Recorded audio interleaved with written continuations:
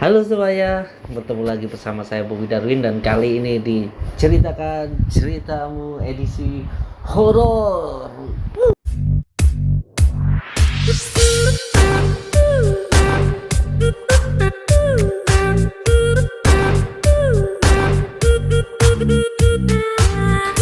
Oke, jadi sudah banyak DM di IG saya, DM di Twitter saya, ada yang WhatsApp juga yang masuk mengenai cerita-cerita horor atau pengalaman misteri yang dialami oleh teman-teman follower saya.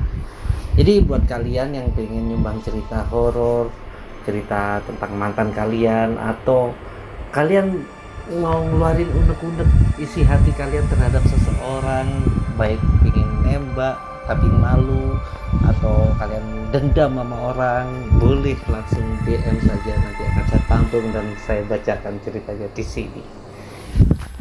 Dan ini sudah saya sensor nama, jadi namanya tidak saya sebut. Bahkan kalian bisa request apa saja yang tidak disebut, asal ceritanya jangan diceritakan, itu susah bro konten saya di sini. Oke, untuk cerita horor pertama ini datang dari DM IG saya. Saya bacakan ya. Dulu pas jadi senior di LSO bola basket di salah satu kampus di Malang, ada acara tahunan yaitu Rocky, semacam acara welcoming buat para maba.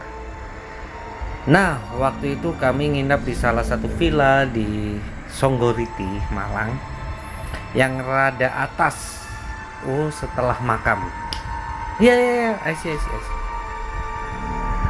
Terus di sana kan semacam klaster atau banyak villa dalam satu lingkungan. Nah, di sekitarnya dikelilingi semacam hutan. Nah, pas hari kedua habis maghrib setelah agenda outbound, seharian kami duduk ngumpul buat makan malam bersama. Nggak tahu kenapa habis rame bercanda-bercanda, tiba-tiba sunyi banget. Pada diam beberapa lama. Entah kemudian kedengaran suara pintu belakang ditendang kenceng banget. Setelah itu satu anak, sebut saja Mawar, teriak-teriak pakai bahasa Belanda. Dan ternyata dia kesurupan noni Belanda. Kemudian disusul anak lain, sebut saja Melati. Dia kesurupan juga tapi gak tahu gimana kondisinya karena saya lagi fokus megangin si Mawar yang ngoceh pakai bahasa Belanda. Sambil saya baca doa Bapa Kami.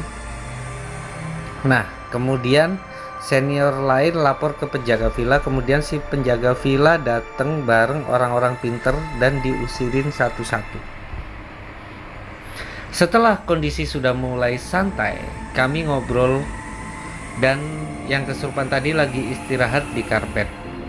Tiba-tiba kesurupan lagi, dan kali ini barengan si Mawar dan si Melati tadi.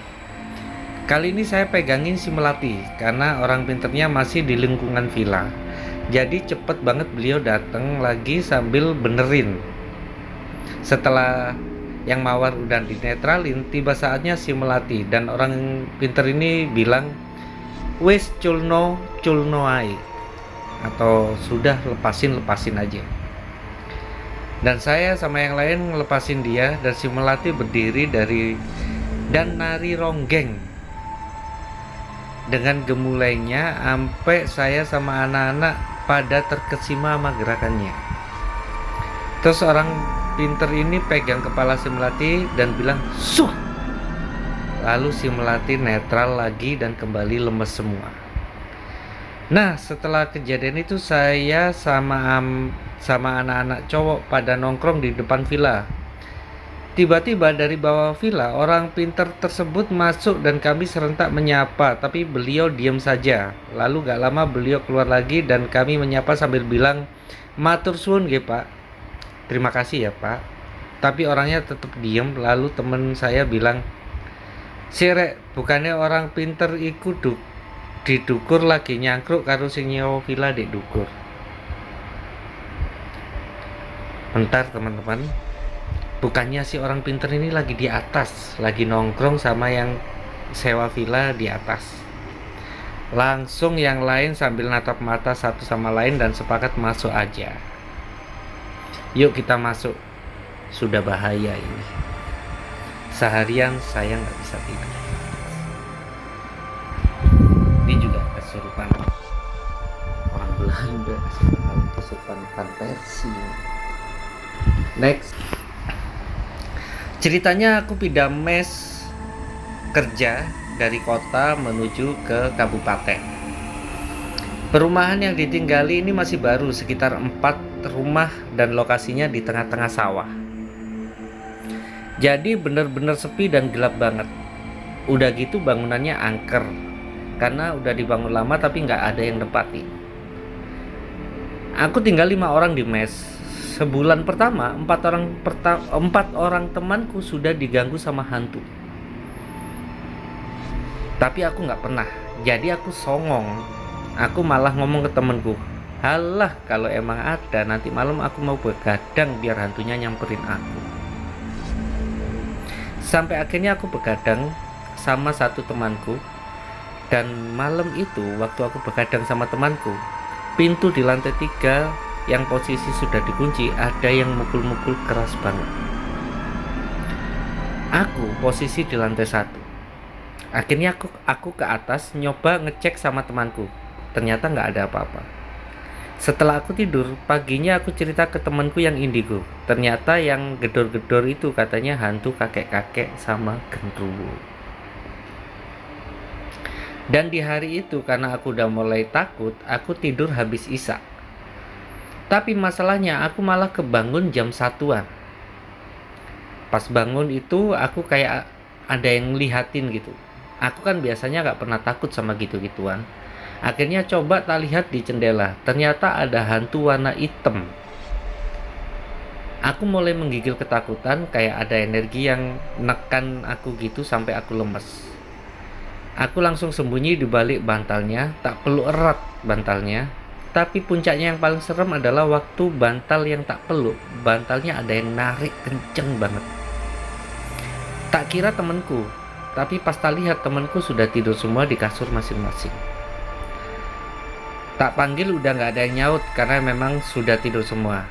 Dan bantal yang tak peluk itu ketarik sampai sarung bantalnya lepas.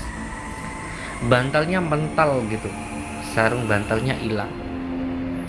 Akhirnya aku memberanikan diri buat keluar kamar terus nantang hantunya. Dan waktu aku berani, sarung bantalku ketemu di depan komputer yang posisinya satu lantai sama kamar, cuma di ruang tengah. Akhirnya sarung bantalnya tak ambil, tapi bantalku yang ada di kasur hilang. Dan paginya ketemu di rooftop.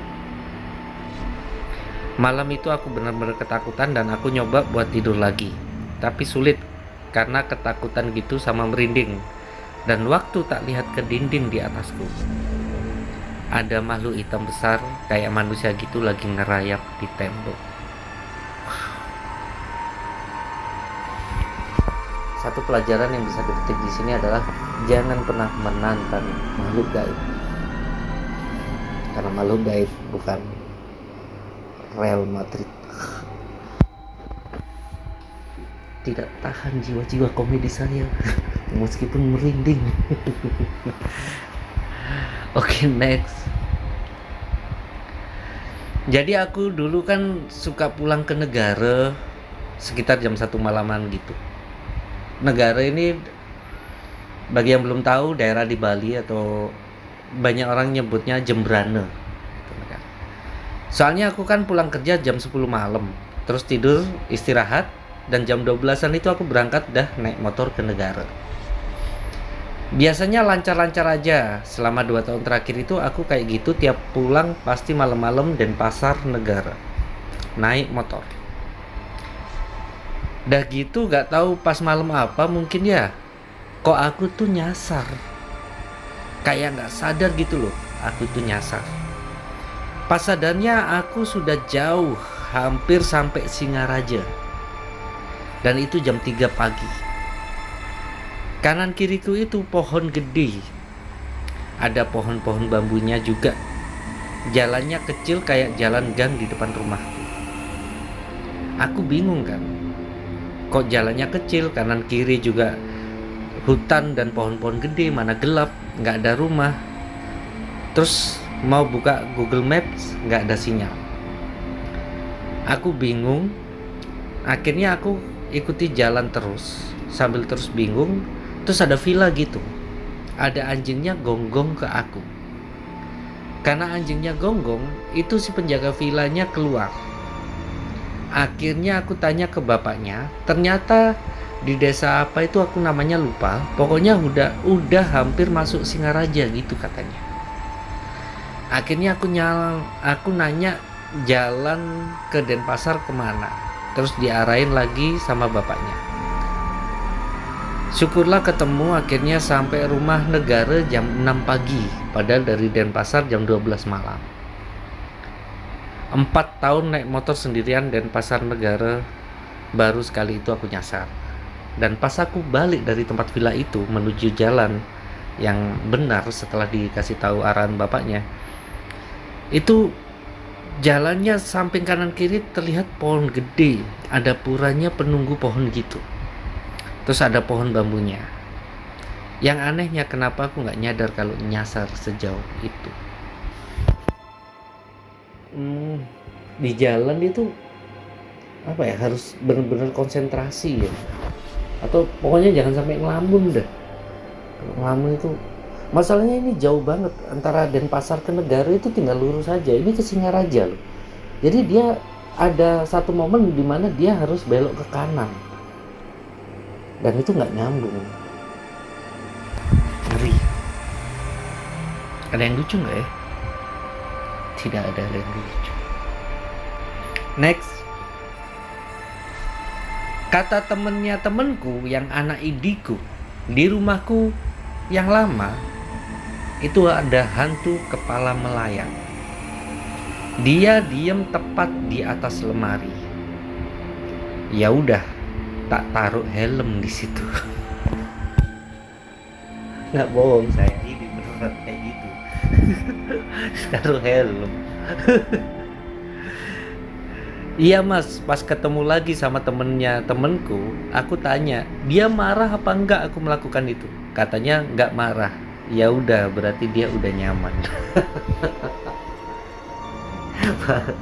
Kenapa jadi lucu cerita Anda? Ini kan cerita horor.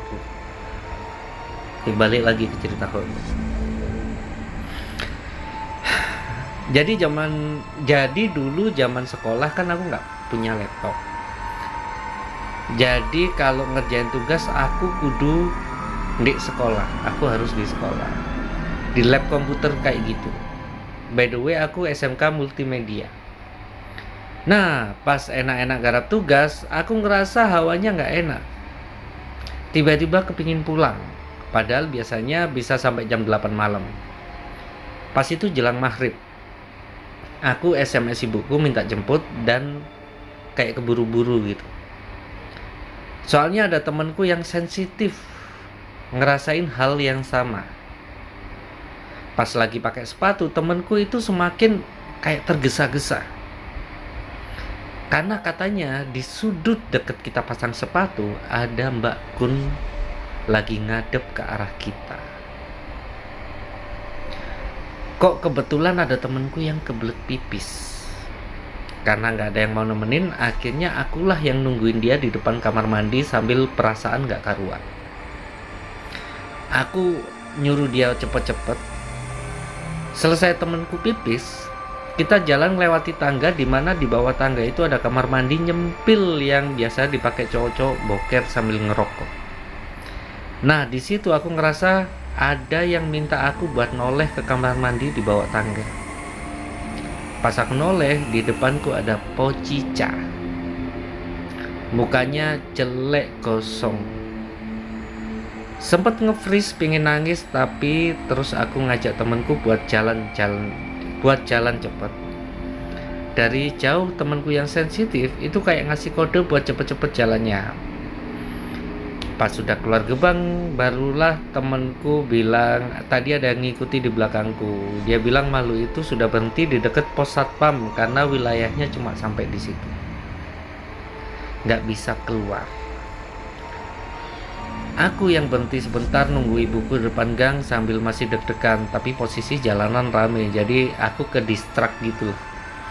Nah, pas di jalan pulang di bonceng mama, aku ngerasa badanku ini kayak berat. Iseng-iseng aku lihat di spion ada rambut berkibar-kibar. Padahal posisi rambutku tak kuncir dan aku pakai helm. Gak mungkin rambutku berkibar-kibar kayak iklan sampo. Nyampe rumah aku duduk di teras gak mau masuk, mamaku curiga. Terus lama-lama aku nangis soalnya badan kerasa berat banget. Kok untung di rumah pas ada kakakku yang pinter ngaji, terus ngajiin, terus diteleponi omku yang bisa ngerti barang-barang kayak gitu juga. Didoain dari jauh, terus suruh minum air yang sudah ngajiin masku, terus wudhu.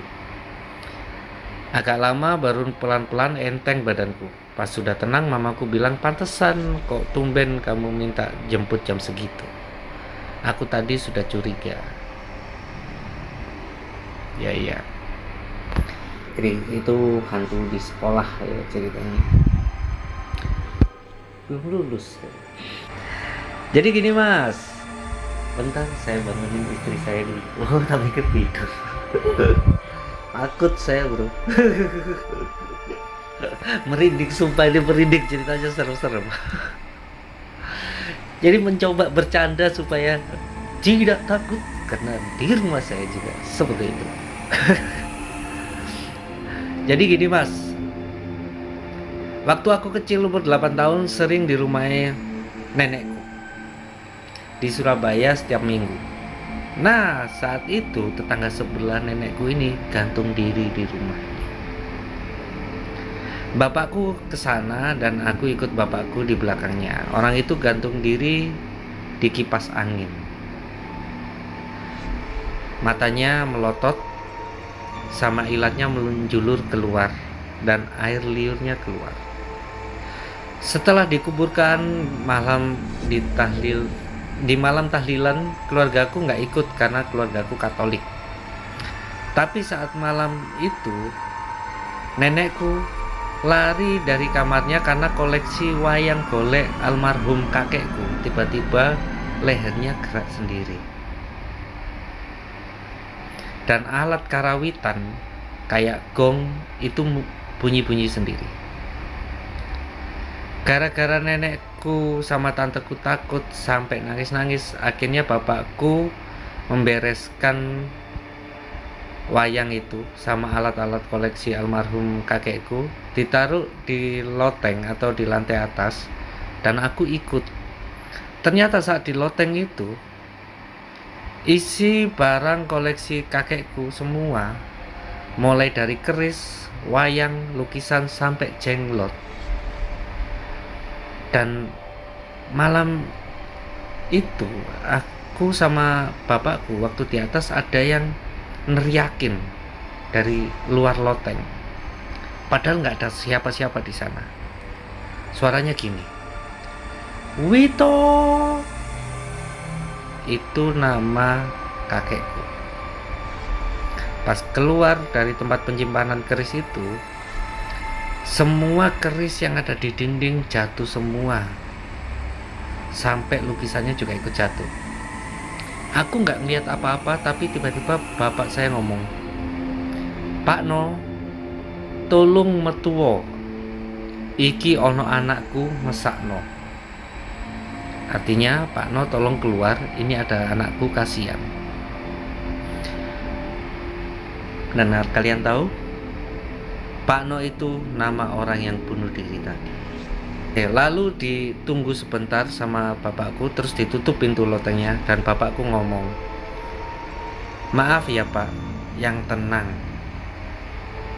Dan pas mau turun, gongnya bunyi lagi. Kata bapakku, biarin. Dari saat itu sampai sekarang saya nggak berani naik ke loteng mbahku lagi.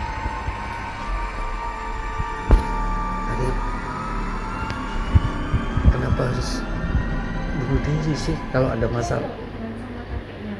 Nggak tahu. Ya, merinding, sumpah. Jadi tolong buat temen-temen yang lihat ini, pasti saya yakin kalian masih hidup. Tolong ketika kalian ada masalah apapun, jangan selesaikannya dengan bunuh diri, bro. Tuhan tidak suka itu. Dewi Persik juga tidak suka. Oke. Next. Aku adalah mahasiswi dari luar kota tempat aku kuliah. Aku asalnya dari desa pindah ke kota untuk kuliah dan aku di kota kos. Waktu itu aku masih semester 1, aku dapat kos yang cukup jauh dari kampus. Lokasi dari kos pertama aku ke kampus biasa ditempuh 30 menit.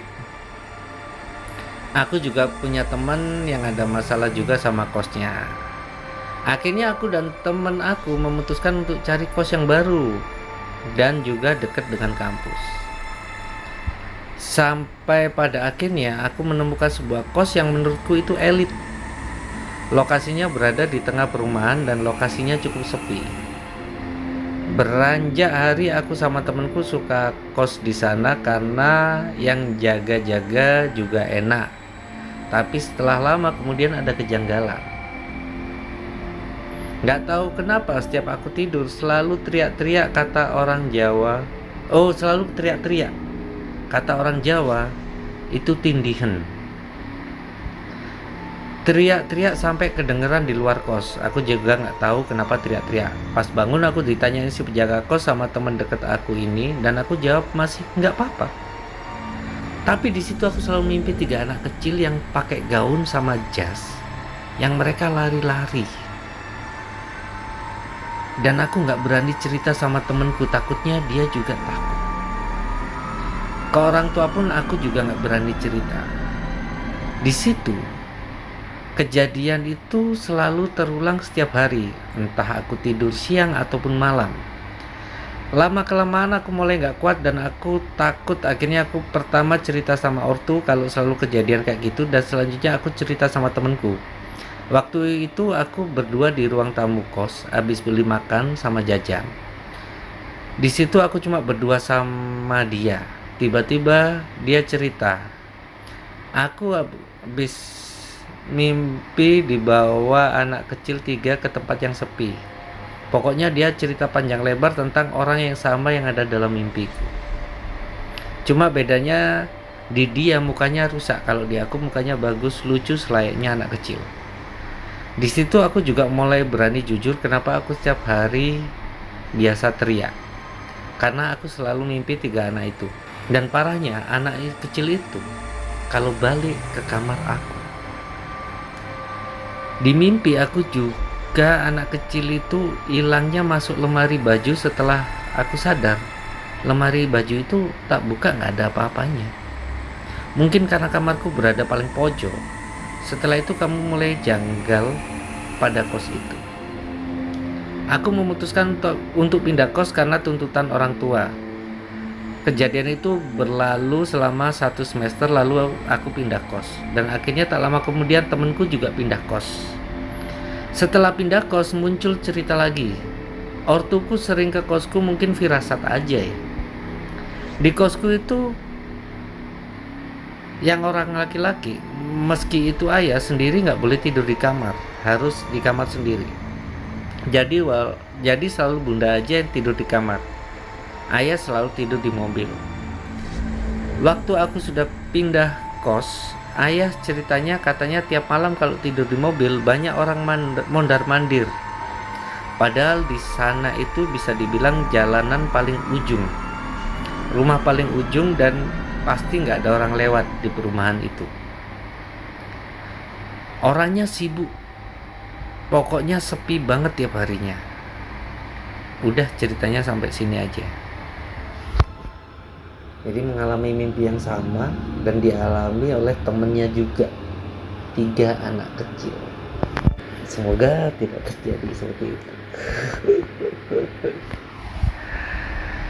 Oke, next. Selamat malam Mas Bobi. Saya nggak usah disebutkan namanya.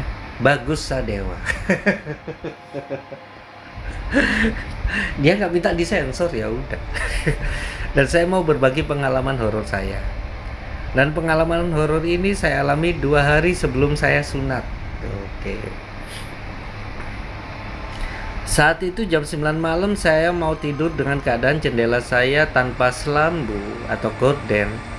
Jadi kelihatan di luar kamar, yaitu gang sempit yang memanjang kayak lorong yang diterangi satu lampu. Saat itu saya tidur bersama sepupu laki-laki saya dan ibu saya, dan semua akhirnya tidur. Pada jam 3 pagi dini hari, saya kebangun sendiri ingin buang air kecil, tapi tidak jadi karena dari kejauhan ada suara anak kecil yang lari semakin dekat ke gang saya. Dengan suara kakinya yang kerincing-kerincing kayak pemain kuda lumping, dan saya saat itu langsung menutupi tubuh saya dengan selimut karena takut. Akhirnya makhluknya melewati gang, tapi nggak sampai di situ. Makhluknya malah ke depan pintu saya dan mengatakan kembang-kembang seakan seperti meminta bunga ke saya. Oh, kembang-kembang gitu. Dengan suara lirih sambil memukul pintu. Dan berhenti ketika kiroah masjid bunyi. Dan besoknya saya disuruh minum air doa mbah saya. Dan katanya itu arwah yang minta didoakan. Terima kasih.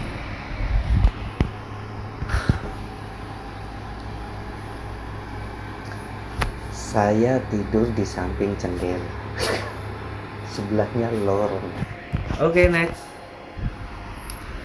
Ini dari sahabat saya. Kalau aku sih kebetulan nggak pernah lihat sendiri, tapi kalau pas di jalan, rekan perjalanan yang melihatnya. 1. Pas kita motoran ke Bali, kamu dan Bobby katanya lihat mbah-mbah ngambang di sebelah motor pas motornya jalan. Ingat nggak? Oke, inget. Jadi waktu itu ceritanya, saya punya sahabat namanya Bobby juga. Itu kita berdua selalu bareng-bareng, jadi biar Bobby gitu. Terus waktu itu nonton Sandrenalin, kalau nggak salah itu kejadiannya di daerah Jimbaran, di bypass gitu. Nah, aku ngeliat di sebelah kiriku itu ada mbah-mbah yang jalan. Terus aku bilang ke Bobby, Bob, ada mbah-mbah jalan. Bobby noleh, nggak ada apa-apa. Terus tiba-tiba pas kita berdua setelah lihat ke kiri nggak ada apa-apa, kita lihat ke depan, si mbah-mbah itu nyebrang. Dan Bobby melihat. Dan kita langsung naik motor gitu, Bobby noleh ke saya langsung, kamu lihat? Aku bilang ke Bobby, aku lihat. Kita berdua lihat. Dan itu temanku ada di situ tapi dia nggak lihat. Itu setelah Sandrenalin di Bali. Malam setelah Sandrenalin. Tidak terlupakan, bro. Berikutnya, hampir mirip kejadian yang pertama. Saya sama istri maghrib-maghrib pas lewat jalan sepi di daerah Tuban, Jawa Timur. Motor jalan kurang lebih 80 km per jam, tapi istri saya ngelihat atau ngelirik lebih tepatnya. Di sebelahnya pas ada mbah-mbah rambut putih panjang ngimbangi kecepatan motorku. Dia baru berani cerita pas sudah nyampe rumah. Ini motor kenceng, sampai ada mbah-mbah lebih kenceng. Atau sama bareng kencengnya gitu. Naik apa mbak ini?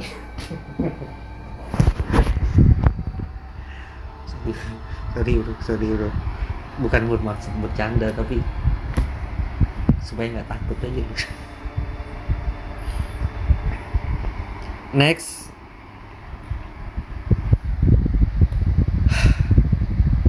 Naik bis menuju ke timur.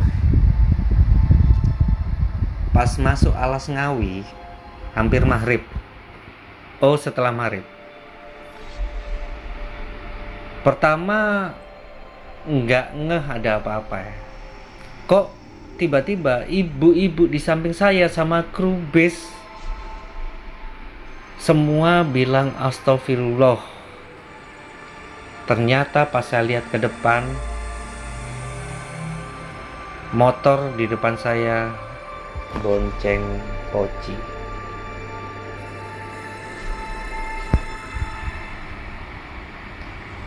melintang gitu kayak bawa kayu.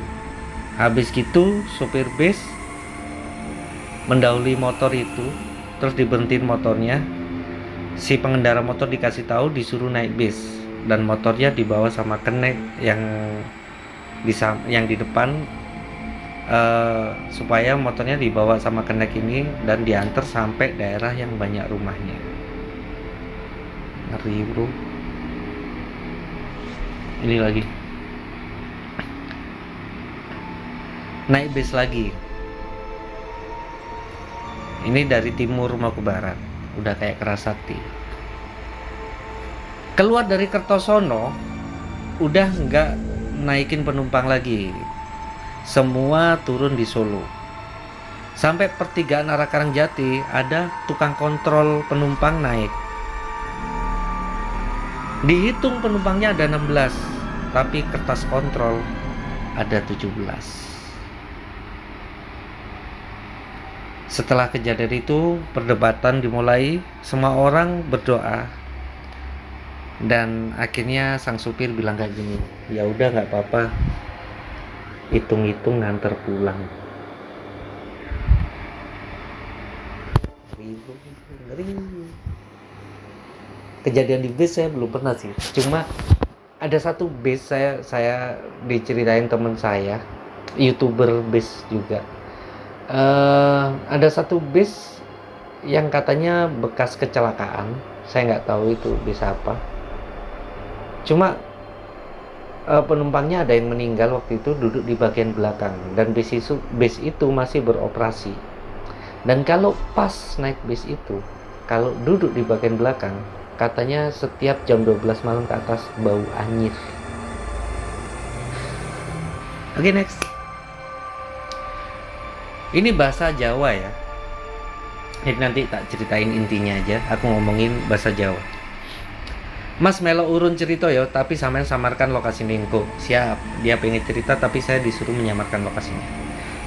Iki kejadiannya tahun 2009 pas KKN di salah satu kabupaten di Malang.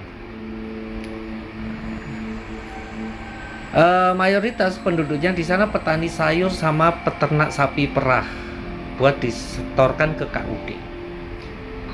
Saking pelosoknya, tempat wisata terdekat waktu itu hanyalah Indomaret.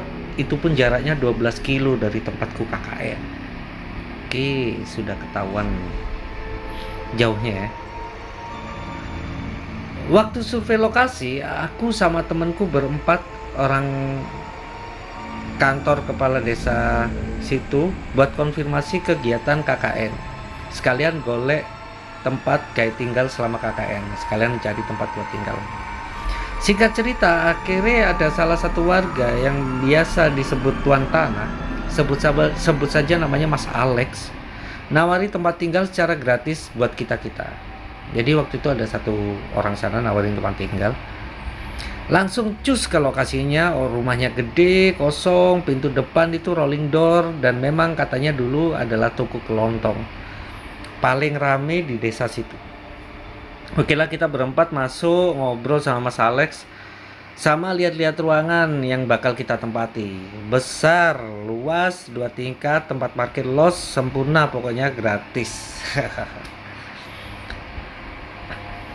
Nah, pas ngobrol-ngobrol itu istrinya Mas Alex datang bawa teh buat kita yang dari tadi kedinginan. Oh, berarti udah malam.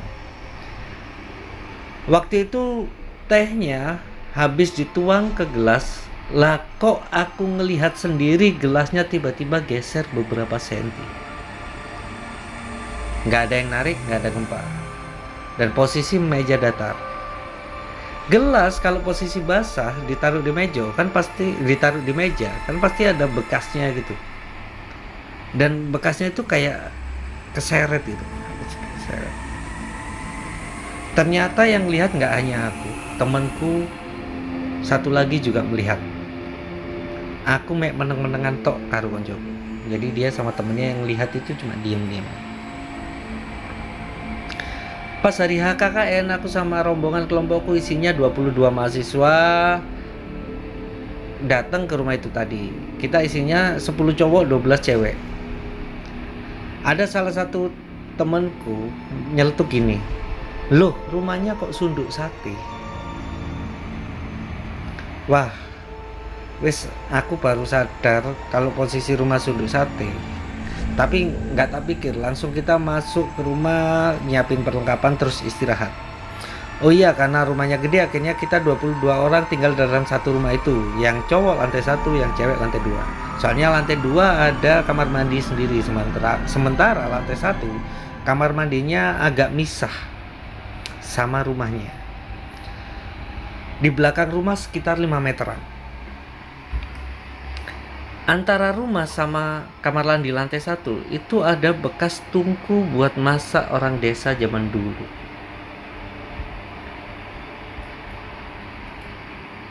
Malam jam 2 malam jam-jam habis isya, ada temenku cewek tiba-tiba teriak dari kamar mandinya di lantai 2. Katanya ada yang ngintip dari lubang ventilasi yang madep ke belakang rumah.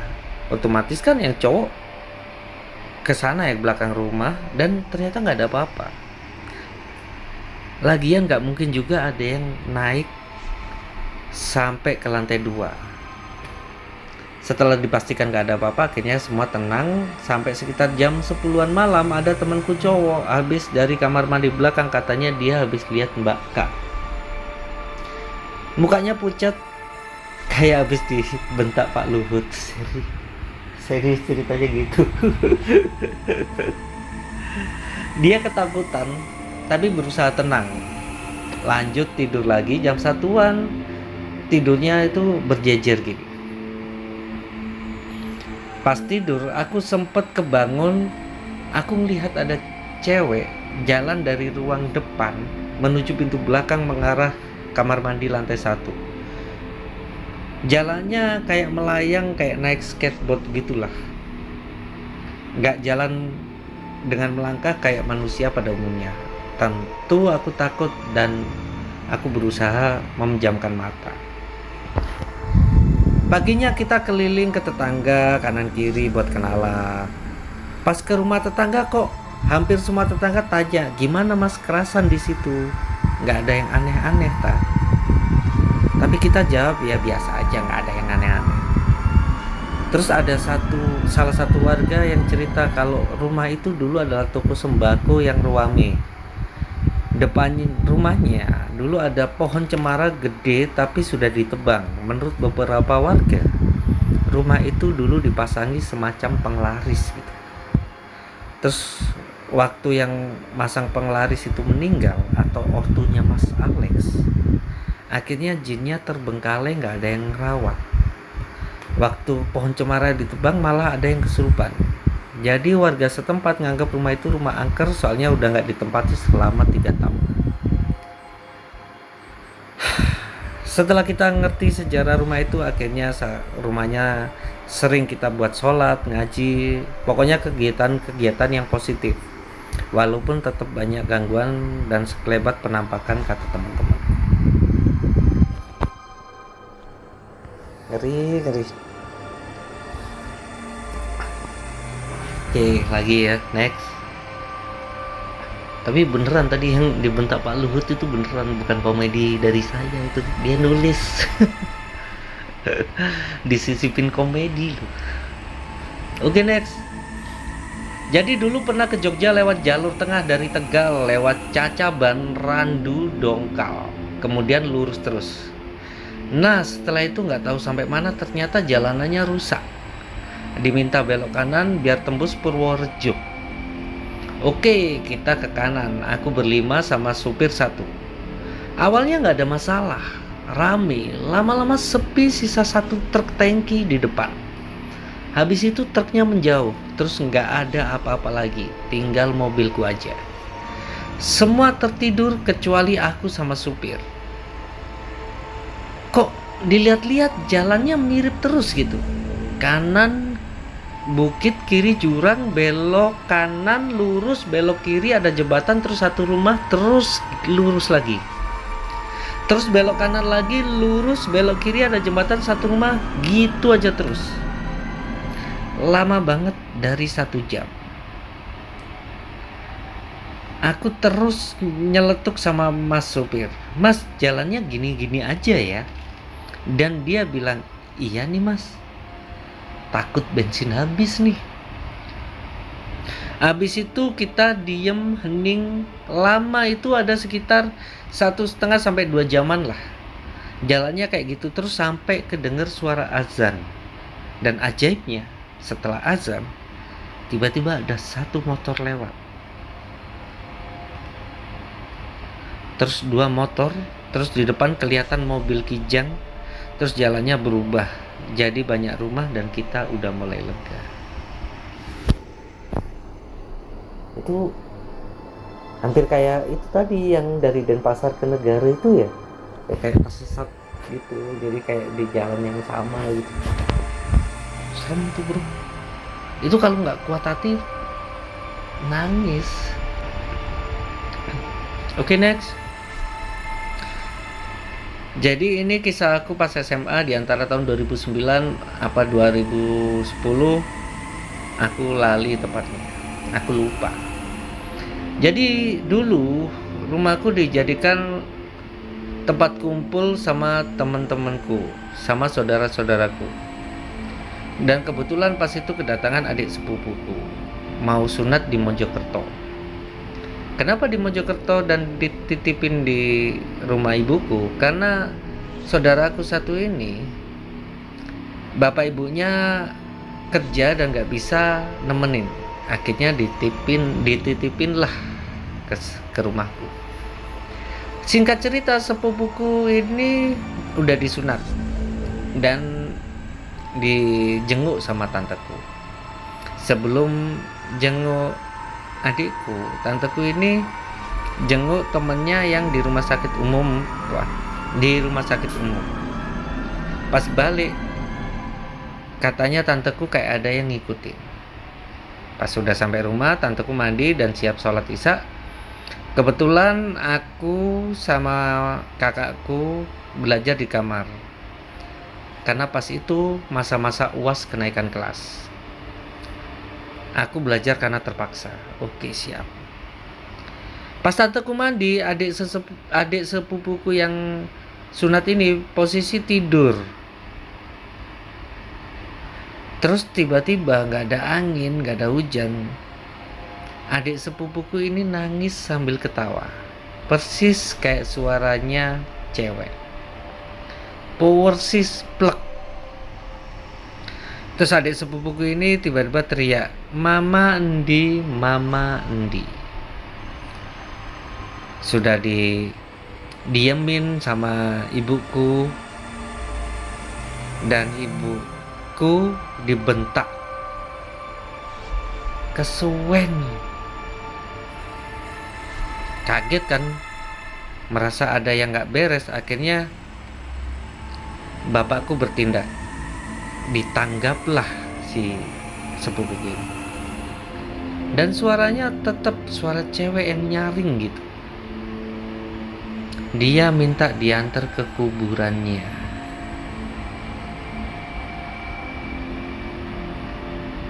Bapakku gak mau, akhirnya sama bapakku dia diajak keluar rumah dan dibiarkan di sekitar rumah. Katanya biar pergi sendiri. Semenjak itu rumahku jadi gak enak suasananya. Dan karena kamarku di depan, setiap malam selalu ada yang lempar pasir di jendelaku, padahal gak ada orang sama sekali. Dan jarak antara kamar dan pagar lumayan jauh. Gak mungkin ada orang masuk terus ngelempar pasir.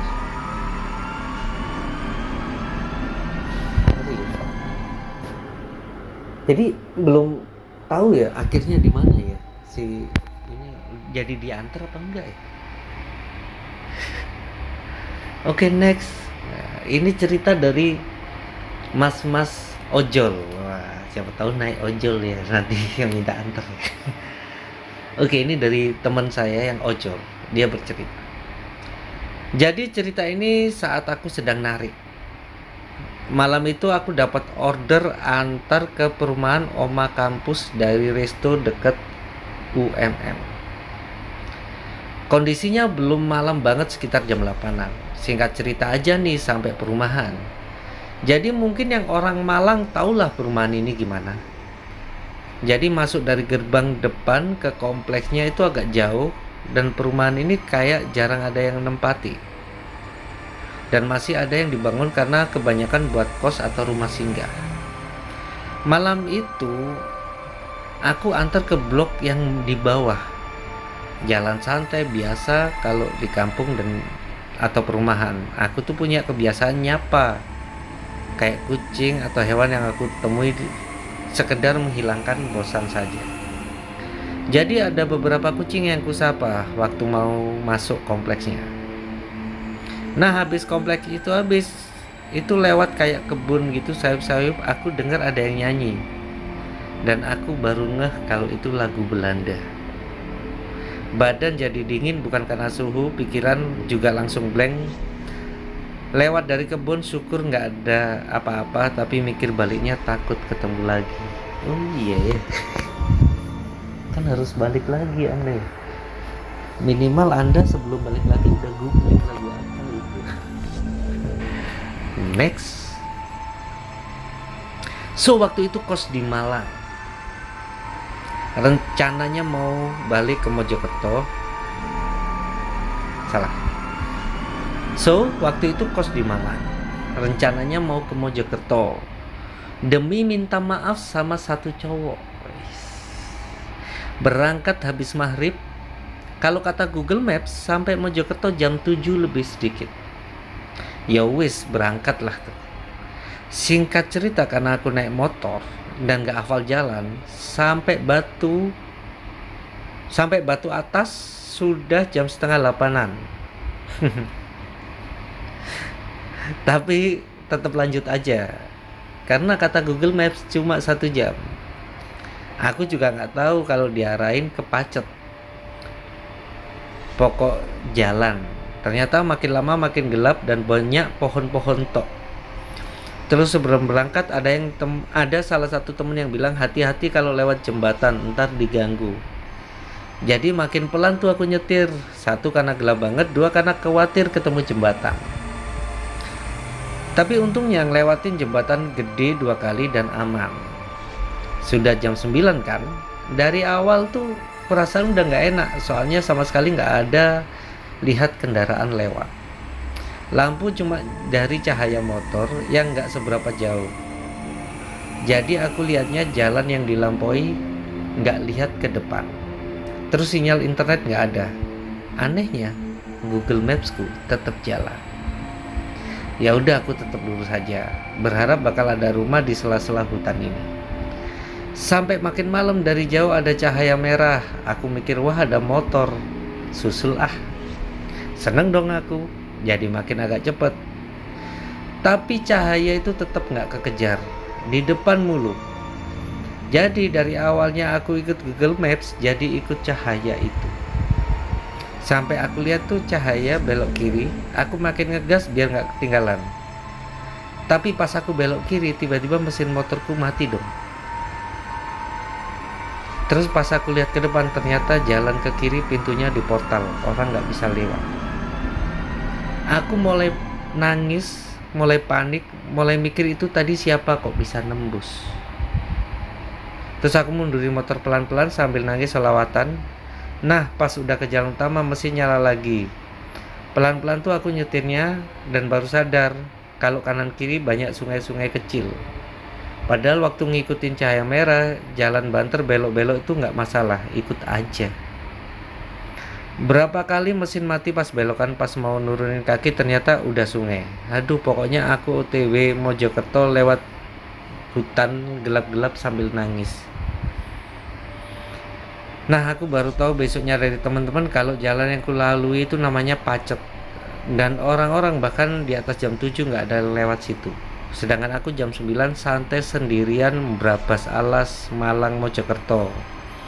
Kata Google Maps 1 jam lebih, tapi aku berangkat habis maghrib, sampai sana tengah malam. Thank you Google.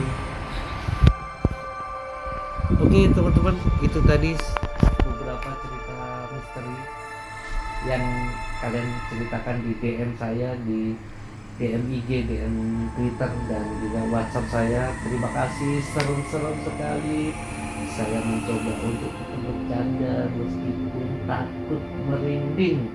Atau kalian ingin dengar cerita dari saya? Satu aja. Ini pengalaman yang tidak akan terlupakan seumur hidup di rumah ini. Bahkan nadanya seperti apa saya masih ingat. Jadi ketika itu saya belum nikah, masih SMA kayaknya, kalau nggak SMP lah ya, masih kecil.